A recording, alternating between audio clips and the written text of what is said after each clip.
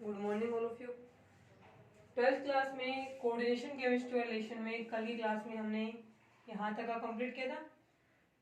जो अपने थे योगात्मक यौगिक दो प्रकार के बताए थे, जिसमें पहला था अपना द्विक लवण और दूसरा रहेगा इसमें संकुल यौगिक, जिन्हें हम क्या बोले थे, उपसह संयोजक यौगिक का वो बोले थे। यहाँ तक का ये इनकी रहेगी डेफिनेशन, परिभाषा रहेगी, उपसह संयोजक यौगिक होंगे। उसके बाद जो आगे का है वो था उपसह संयोजक यौगिकों से संबंधित प्रमुख शब्द और उनकी परिभाषा है, ये हमें पढ़ना है। ठीक है, तो अभी अपन ये टर्म यूज करेंगे ना, केंद्रीय धातु परमाणु है और उपसह संयोजक बंध है, लिगेंड है, ये सब क्या होते हैं, ये हम बड़े इन्हीं को क्या बोलते हैं, प्रमुख शब्द हैं जो अपने को इस वाले रिलेशन में बार बार में यूज में दिए जाएंगे। तो आज की अपनी हेडिंग रहेगी इसमें उपसह संयोजक यौगिकों से संबंधित कुछ प्रमुख शब्द और उनकी परिभाषाएं। देखें इसमें इनकी परिभाषाएं क्या रहेंगी।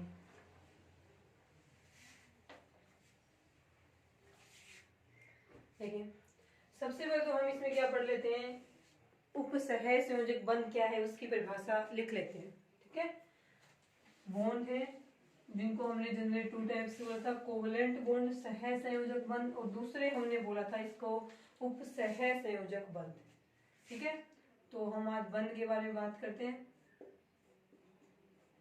एक तो होता है सह संयोजक बंध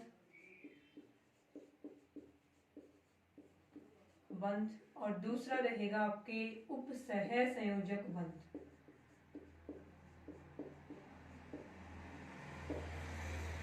उपसह संयोजक बंध। ठीक है, सह संयोजक बंध की परिभाषा में हम क्या लिखेंगे कि वह बंध अणु में, इसमें हम लिखा जाएगा डेफिनेशन परिभाषा में, किसी अणु में दो परमाणुओं के बीच का वह बंध जो दोनों परमाणुओं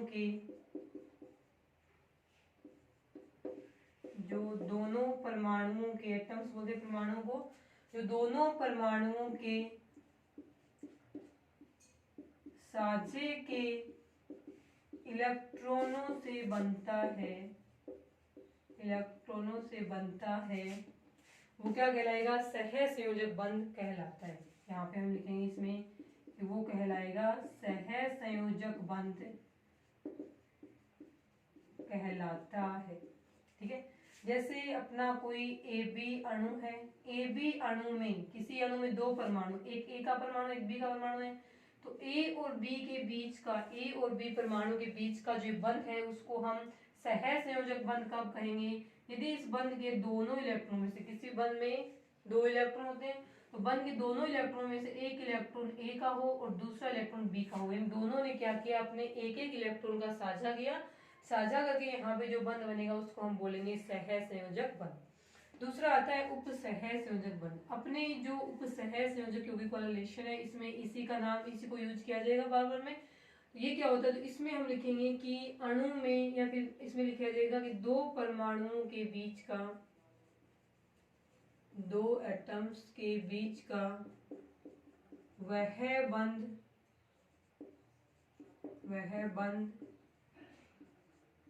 जिसके दोनों इलेक्ट्रॉन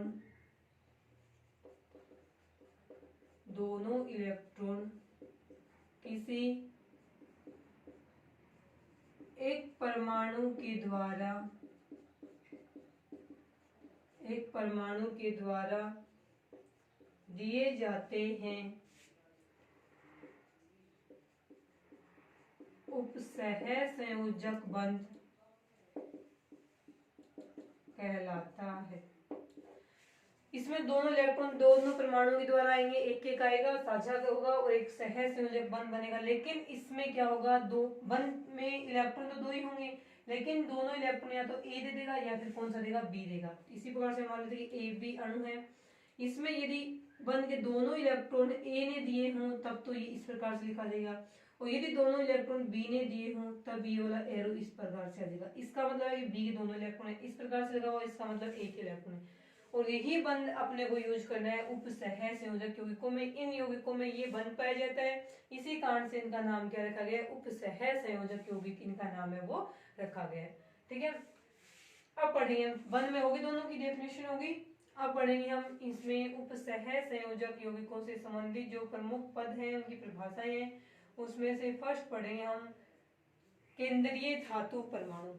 ठीक है, जैसा कि हमने उपसह संयोजक बंध थे उनकी उपसह संयोजक यौगिकों की परिभाषा में हमने लिखा था केंद्रीय धातु परमाणु नाम आया था, एक नाम आया था उपसह संयोजक बंध जो यहाँ पे बता दिया है, और एक आया था उसमें लिगेंड। तीन नाम थे, उसमें से एक पढ़ चुके हैं अपन। उपसह संयोजक बंध क्या होता है ये हमने पढ़ लिया है। अब हम पढ़ेंगे इसके बाद यहाँ पे केंद्रीय धातु परमाणु या आयन, ऐसा नाम लिखा था वहां पे, उसको देखते हैं कि वो क्या होता है। देखें नेक्स्ट इसमें रहेगी उपसह संयोजक बंध के बाद में दूसरी टर्म रहेगी केंद्रीय धातु परमाणु या फिर आयन।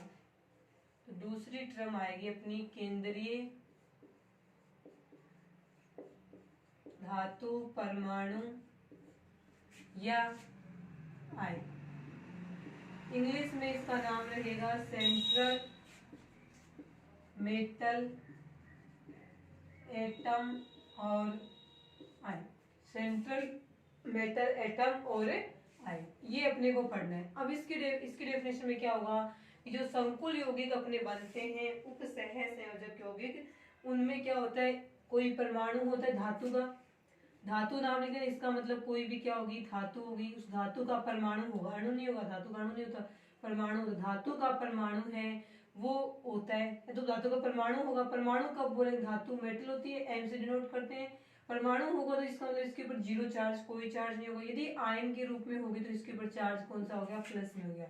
तो उपसह संयोजक यौगिकों में जब इनकी हम ज्योमेट्री बनाते हैं या शेप बनाते हैं, तो यहाँ पे सेंटर में जो मेटल प्रेजेंट होती है इस फॉर्म में या फिर आयन के फॉर्म में प्रेजेंट होती है, जो कि लिगेंड के द्वारा उपसह संयोजक बंध से जुड़ी हुई होती है, उसे हम केंद्रीय धातु परमाणु कहते हैं। ठीक है, अब ये बॉन्ड उपसह संयोजक बंध, इसकी डायरेक्शन इस प्रकार से, इसका मतलब है कि ये जो बॉन्ड है मेटल और लिगेंड के बीच का, उस धातु और लिगेंड के बीच का, उसमें इलेक्ट्रॉन कौन दे रहे हैं, लिगेंड दे रहा है। लिगेंड दे रहा है, इसका मतलब मेटल क्या करिए, इलेक्ट्रॉन ग्रहण कर रही है, इस कारण से इसे इलेक्ट्रॉन ग्राही भी कहा जाता है। धातु यहाँ पे क्या कार्य करती है, इलेक्ट्रॉन ग्रहण करने का कार्य करती है।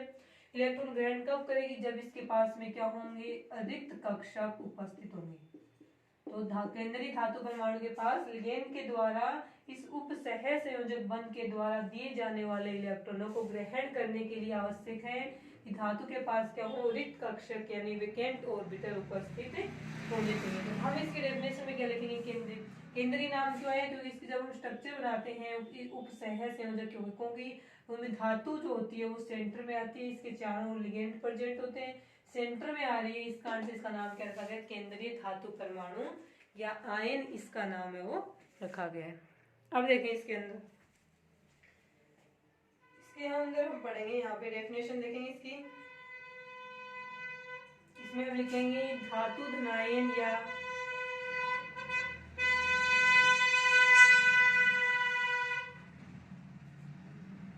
धातु धनायन के ब्रैकेट में हम इस प्रकार से एम पॉजिटिव, धातु धनायन या उदासीन धातु परमाणु, जिसे हम लिखेंगे एम से, उदासीन धातु परमाणु जो लिगेंड के द्वारा, लिगेंड कितने भी हो सकते हैं, कम से कम 2 रहेंगे, धातु परमाणु जो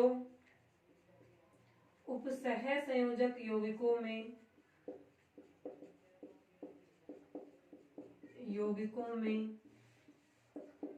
2 या 2 से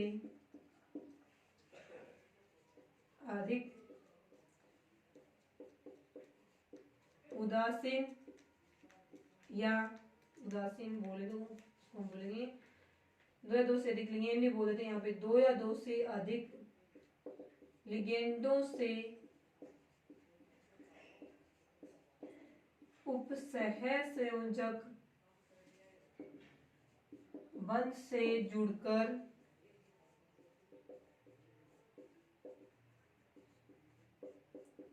जोड़कर केंद्रीय स्थिति प्राप्त करता है, केंद्रीय स्थिति प्राप्त करता है। यानी कि लिगेंड से जुड़ने के बाद में इस धातु परमाणु या आयन की स्थिति क्या हो जाएगी, ये उसके सेंटर में प्रेजेंट हो जाएगा। केंद्रीय स्थिति प्राप्त करता है, केंद्रीय धातु परमाणु या आयन कहलाता है। ओके, ये हो गया आपका केंद्रीय धातु परमाणु या आयन की डेफिनेशन। इस प्रकार से आप समझ सकते हो इसको। आप देखें इसमें क्या होता है, तो केंद्रीय धातु परमाणु के लिए ये एक विशेषता मानी जाएगी यहाँ पे कि ये क्या करेगा, विशेषता में ये आ जाएगा यहाँ पे कि ये लिगेंड से इलेक्ट्रॉन ग्रहण करता है, इसलिए ये इलेक्ट्रॉन ग्राही ये है। इन यौगिकों में स्पेसिफिक हमेशा नहीं होता धातु इलेक्ट्रॉन ग्राही, धातु की प्रकृति क्या होती है, इलेक्ट्रॉन त्यागने की होती है, विद्युत धनी प्रकृति का होता है ये। लेकिन हम यहाँ पे क्या कहेंगे कि उपसह संयोजक यौगिकों की बात चल रही है, तो उपसह संयोजक यौगिकों में, इन यौगिकों में धातु है, केंद्रीय धातु परमाणु आयन है, वो इलेक्ट्रॉन ग्राही की तरह कार्य करते। तो यहाँ पे हम लिखेंगे इन यौगिकों में यह है का मतलब केंद्रीय धातु परमाणु या आयन बढ़ रहे ना, तो इसी के नीचे लिख रहे हैं इन यौगिकों में यह है इलेक्ट्रॉन ग्राही की तरह कार्य करता है, इलेक्ट्रॉन ग्राही की तरह कार्य करता है। अतः इसके पास रिक्त कक्षक यानी वेकेंट ऑर्बिटल उपस्थित होते हैं। यदि वेकेंट ऑर्बिटल नहीं होंगे तो ये इलेक्ट्रॉन ग्राही इलेक्ट्रॉन ग्रहण नहीं करेगा, इलेक्ट्रॉन ग्रहण नहीं करेगा तो ये केंद्रीय धातु परमाणु या आयन की तरह है, इन यौगिकों में व्यवहार या कार्य नहीं कर पाएगा। ये रहेगा यहाँ पे केंद्रीय धातु परमाणु या आयन क्या होते हैं। ठीक है, इसके बाद में देखें केंद्रीय धातु परमाणु। अब इसमें भी एक नाम आया यहाँ पे लिगेंड, लिगेंड नाम आया ना। अब लिगेंड क्या होते हैं वो पढ़ेंगे हम। ये हो गया ना कि इनमें जो उपसह बंद होंगे उसमें इलेक्ट्रॉन, दोनों इलेक्ट्रॉन बंद किए वो लिगेंड देगा, इसलिए तो एरो को हमने लिगेंड से लेके केंद्रीय धातु परमाणु की तरफ बनाया। अब देखें इसके बाद में नेक्स्ट हम पढ़ेंगे लिगेंड, जो सेकंड टर्म आएगी को उपसह संयोग बंद भी पढ़ लिया, केंद्रीय धातु परमाणु या आयन भी पढ़ लिया। उसके बाद में जो थर्ड आएगी इसमें टर्म वो रहेगी लिगेंड। ठीक है, देखें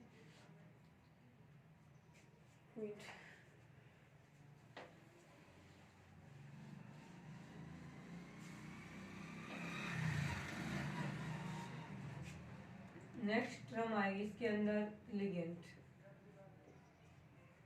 हिंदी और इंग्लिश में यही नाम रहेगा इसका। ठीक है, अब आती है लिगेंड की बात। लिगेंड भी इन्हीं यौगिकों में होते हैं। देखिए लिगेंड के लिए क्या लिखेंगे हम, उपसह संयोजक यौगिकों में डेफिनेशन में लिखेंगे उपसह संयोजक यौगिकों में केंद्रीय धातु परमाणु, केंद्रीय धातु परमाणु या आयन से उपसह संयोजक बंध से जुड़े हुए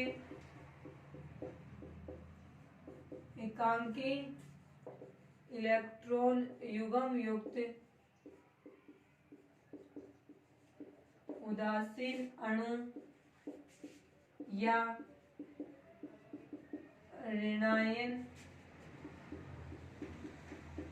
लिगेंड कहलाते हैं। जनरली होता है, कईयों में तो ये होता है कि ऋणायन के साथ साथ धनायन भी लिखा होता है, लेकिन वो धनायन होते हैं जिनमें धनायन के साथ साथ में पॉजिटिव चार्ज के साथ साथ में उनके ऊपर लोन पेयर भी, लोन पेयर को बोलते हैं एकांकी इलेक्ट्रॉन युग्म। ठीक है, देखिए जैसे हम जनरली ये लिखते हैं फॉर्मूला, सूत्र है उपसह संयोजक यौगिकों का। इसमें एम क्या है, केंद्रीय धातु परमाणु या आयन। ये इस फॉर्म में भी हो सकता है और ये इस फॉर्म में भी हो सकता है। इस फॉर्म में होगा तब तो इसको हम क्या बोलेंगे, उदासीन परमाणु है, धातु परमाणु है। इस फॉर्म में वो धातु धनायन है या धातु आयन है। अब यहाँ पे जो एल है वो किसको बता रहा है, लिगेंड को बता रहा है, और लिगेंड की डेफिनेशन ही लिखी हमने ये। और ये एन क्या है यहाँ पे, नंबर ऑफ लिगेंड, लिगेंड की संख्या है कि संकुल में इतने लिगेंड है वो उपस्थित है। अब ये लिगेंड पढ़ना है अपने को। तो लिगेंड क्या हो सकता है कि ये क्या हो, लिगेंड के ऊपर जीरो चार्ज हो, जीरो का मतलब उदासीन हो, ये हो सकता है इसके ऊपर माइनस में चार्ज हो सकता है इसके ऊपर प्लस में चार्ज हो। जब इसके ऊपर चार्ज कोई नहीं होता, ये उदासीन होता है, तब इसके ऊपर क्या मिलेंगे, लोन पेयर के इलेक्ट्रॉन सब मिलेंगे। क्योंकि ये क्या होता है, इन यौगिकों में धातु और लिगेंड के बीच में जो क्या बनता है, कोऑर्डिनेशन बॉन्ड बनता है आपके इस प्रकार से। उसमें ये लिगेंड क्या करता है, इलेक्ट्रॉन देता है, इलेक्ट्रॉन देता है, इस कारण से लिगेंड को यहाँ पे इलेक्ट्रॉन दाता कहा जाता है। तो लिगेंड जब इलेक्ट्रॉन देगा इन यौगिकों में बंध बनाने के लिए केंद्रीय धातु परमाणु को, तो इसके पास इलेक्ट्रॉन होने चाहिए खुद के पास, तभी देगा। तो यदि ये उदासीन हो तब तो इसके पास क्या होने चाहिए, लोन पेयर होने चाहिए। तो ऐसा कोई भी अणु या परमाणु जिसमें केंद्रीय, ऐसा कोई अणु या परमाणु जिसमें उदासीन हो, जिसके ऊपर कोई भी चार्ज नहीं हो, ना प्लस में हो ना माइनस में, लेकिन उसके ऊपर लोन पेयर वाला इलेक्ट्रॉन उपस्थित हो, तो वो लिगेंड की तरह कार्य कर सकता है। और दूसरा, यदि कोई आयन हो, आयन भी कर सकता है लिगेंड की तरह व्यवहार। आयन होगा तो उसके ऊपर नेगेटिव चार्ज होगा, तब तो सीधा सा दिख ही रहा है, नेगेटिव का मतलब इलेक्ट्रॉनों की अधिकता है, इलेक्ट्रॉनों की अधिकता है तो वो इस बंध के द्वारा धातु को इलेक्ट्रॉन देगा और यहाँ लिगेंड की तरह कार्य करेगा। लेकिन यदि उसमें पॉजिटिव चार्ज हो, पॉजिटिव चार्ज होगा तो उसमें पॉजिटिव चार्ज के साथ साथ में क्या होंगे, लोन पेयर भी उपस्थित होंगे। तो लिगेंड क्या हो गए, उपसह संयोजक यौगिकों में केंद्रीय धातु परमाणु या आयन से उपसह संयोजक बंध से जुड़े हुए एकांकी इलेक्ट्रॉन युग्म युक्त उदासीन अणु या ऋणायन लिगेंड कहलाते हैं। ये इलेक्ट्रॉन देते हैं, इसलिए इन्हें इलेक्ट्रॉन दाता की तरह व्यवहार करते हैं। और इनके पास इलेक्ट्रॉन दाता की तरह व्यवहार करने के लिए तो नेगेटिव में चार्ज होगा, ऋणावेश होगा, या फिर इनके ऊपर क्या होंगे, एकांकी इलेक्ट्रॉन युग्म उपस्थित होंगे। ये आगे इसमें, ये था इसमें लिगेंड की डेफिनेशन।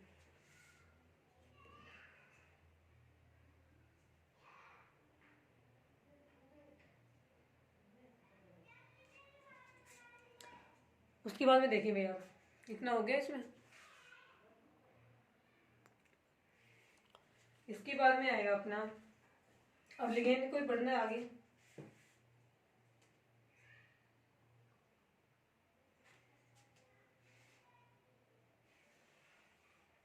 एक आता है इसके अंदर लिगेंड वाले में, डेफिनेशन तो लिखी होगी, देखिए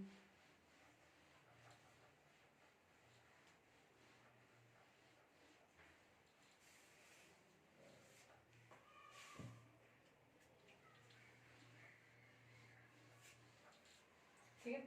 अब देखें इसके अंदर क्या आएगा, लिगेंड है तो लिगेंड का वह परमाणु, मान लीजिए लिगेंड क्या है, ए बी लिगेंड है, ठीक है। ए बी लिगेंड में से वह, इन दोनों में से वह परमाणु जो कि धातु के साथ में, या तो ए देगा या बी देगा, दोनों देंगे नहीं, या तो बी अपने इलेक्ट्रॉन देके इसके साथ बॉन्ड बनाएगा या फिर ए बनाएगा। यदि बी बनाएगा तो ए नहीं बनाएगा, और ए बनाएगा तो बी नहीं बनाएगा। तो इन दोनों में से ये लिगेंड है पूरा पूरा, तो लिगेंड का वह परमाणु जो धातु को अपने इलेक्ट्रॉन देकर उसके साथ में उपसह संयोजक बंध बनाता है, लिगेंड के उस परमाणु को दाता परमाणु कहा जाता है। क्या बोलेंगे उसको, दाता परमाणु कहेंगे, इंग्लिश में इसे बोला जाएगा डोनर एटम, दाता परमाणु। तो लिगेंड का वह परमाणु, डेफिनेशन लिखते हैं इसमें दाता परमाणु की, तो इसमें लिखा जाएगा लिगेंड का वह परमाणु, यदि एक ही परमाणु हो तब तो बात ही खत्म है, उसी को डोनर एटम बोलेंगे। लेकिन एक से ज्यादा हो तो हम लिखेंगे कि लिगेंड का वह परमाणु जो इलेक्ट्रॉन देकर धातु के साथ, धातु मतलब यहाँ पे केंद्रीय धातु परमाणु है, जो इलेक्ट्रॉन देकर धातु के साथ उपसह संयोजक बंध बनाता है, उपसह संयोजक बंध बनाता है, दाता परमाणु कहलाता है, दाता परमाणु कहलाता है। ये होगी इसमें दाता परमाणु। अब इसमें एक एग्जाम्पल करते हैं, तीनों टर्म आने की समझ। एग्जाम्पल में आपका ये रहेगा कि ये है अपने पास ए जी, सिल्वर धातु, उसके साथ में है NH3 के 2 मॉलिक्यूल जुड़े हुए। हमने बोला था ये जो यहाँ पे लिगेंड जुड़े हुए होंगे वो या तो मिनिमम कम से कम 2 होंगे, 2 से ज्यादा कितने भी हो सकते, लेकिन कम से कम 2 होना चाहिए। एक हो तो वो उपसहय संयोजक यौगिक नहीं माना जाएगा। लिगेंड कितने होने चाहिए, धातु के साथ जुड़े हुए कम से कम 2 होने चाहिए। ये दिखने से लग रहा है धातु, ये इसके ऊपर ऐसे पॉजिटिव चार्ज है, इसको हम खोल के लिखिए तो इसी को किस प्रकार से लिख सकते हैं, Ag, इसके साथ में क्या जुड़ा हुआ है NH3, और इस साइड में क्या जुड़ा हुआ है अमोनिया का मॉलिक्यूल 2 है ना, इसको हम ऐसे भी लिख सकते हैं। आगे समझो। अब ये पॉजिटिव चार्ज ना यहाँ कॉम्प्लेक्स जो चार्ज होता है वो इसके ऊपर होता है, तो हम इसको लिख देंगे ये पॉजिटिव चार्ज इस पे है। अब देखिए, अब पता है अपने धातु और लिगेंड के बीच में जो बॉन्ड होता है वो उपसहय संयोजक बंध है, तो इस प्रकार से लिखेंगे। और ये भी पता है कि लिगेंड से इलेक्ट्रॉन धातु की तरफ जा रहे हैं, तो इसको हम ऐसे लिखेंगे। अब इसमें देखना है अपने को कि धातु परमाणु क्या है। तो ये देखें, केंद्रीय धातु परमाणु, केंद्रीय का मतलब जो केंद्र में उपस्थित हो, केंद्रीय धातु परमाणु नहीं है, इसके ऊपर चार्ज लगा हुआ है प्लस में, तो इसको हम लिखेंगे केंद्रीय धातु आयन। केंद्रीय धातु आयन क्या हो गया, इसमें सिल्वर धनायन। और अब बात आती है कि इसमें लिगेंड क्या है, तो लिगेंड अपने को दिख रहे हैं कि NH3 इसमें लिगेंड। अब ये पता है अपने को कि NH3 में नाइट्रोजन पे लोन पेयर होता है, उन्हीं लोन पेयर के इलेक्ट्रॉन को ये इसके अंदर देके क्या बनाते हैं, बंध बनाते हैं। ये हो गया लिगेंड। अब इसमें आता है कि इस लिगेंड में दाता परमाणु क्या है, दाता परमाणु क्या होगा, इसमें लिगेंड में 2 प्रकार के परमाणु हैं, 3 हाइड्रोजन है और एक क्या है नाइट्रोजन है। तो पता है हाइड्रोजन के पास 1s1 एक इलेक्ट्रॉन होता है, तो ये तो इसको दे नहीं सकता। नाइट्रोजन के पास क्या है, तो ये उदासीन है ना, इसके कोई चार्ज नहीं, तो NH3 एक उदासीन लिगेंड है। अब इसके पास से क्या है, 2 इलेक्ट्रॉन है जिनको ये इसको दे सकता है, तो इसमें दाता इलेक्ट्रॉन देने वाला क्या कहलाएगा, दाता परमाणु। लिगेंड का वह परमाणु जो इलेक्ट्रॉन देता है वो क्या रहेगा, दाता परमाणु। तो इसमें नाइट्रोजन क्या रहेगा, डोनर एटम। दाता परमाणु क्या लिखेंगे हम, नाइट्रोजन एटम, N लिख देंगे। ठीक है, ये था इसका जनरल इंट्रोडक्शन कि लिगेंड क्या होते हैं, केंद्रीय धातु परमाणु क्या है, और इसमें उपसहय संयोजक बंध है वो क्या होता है। ठीक है, उसके बाद में देखें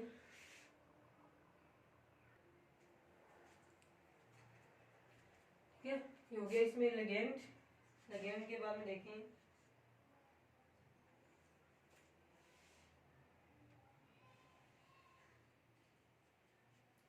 इसके बाद में नेक्स्ट रहेगा अपना टाइप्स ऑफ लिगेंड, लिगेंडों के प्रकार। लिगेंडों के प्रकार। अब लिगेंडों का वर्गीकरण किसके आधार पे किया गया है, आपके जो सिलेबस में है लिगेंडों का वर्गीकरण वो किया गया है दाता परमाणु की संख्या के आधार पर। लिगेंडों का वर्गीकरण आपके सिलेबस में किसके आधार पर किया गया, तो हम लिखेंगे दाता परमाणुओं की संख्या के आधार पर।